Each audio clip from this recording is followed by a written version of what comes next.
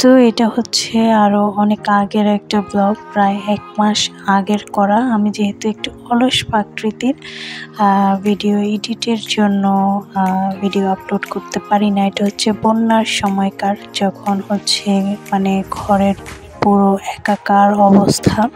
তো সকালে হচ্ছে নাস্তা করে নিছি, তারপর হচ্ছে ঘরের যে কাজগুলা থাকে ওগুলা হচ্ছে গুছালাম, করলাম। তারপর এখন আমার ছোট যা হচ্ছে মাছ কাটতেছে, আর আজকে আমি রান্না করব। তো আসলে ভিডিও ততটুকু করা হয় নাই, বাট যতটুকু করা হয়েছে সেটাই হচ্ছে দিব। এই যে এখানে যেহেতু মানে বন্যার সময়, তখন তো হচ্ছে চুলার অবস্থাও খারাপ, যতই ঠিক করার চেষ্টা করতেছে আসলে যেহেতু বন্যার পানিতে ডুবে গেছে, এত তাড়াতাড়ি ঠিক করা সম্ভব না।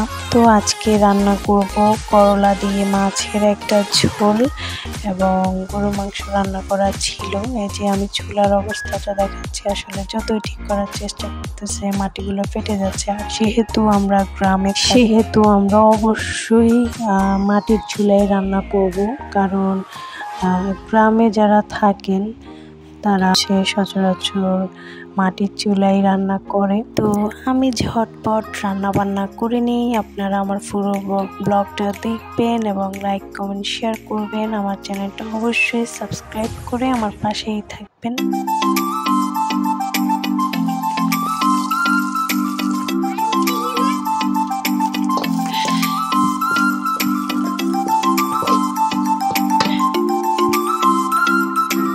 তো এই যে আমার রান্নাটা প্রায় শেষের দিকে, ওইদিকে হচ্ছে আমি গরু মাংসগুলো হচ্ছে কালো কালো করে ভেজে নিছি, আর এখানে আমার যে মাছের যে ঝোলটা ওটা প্রায় শেষের দিকে।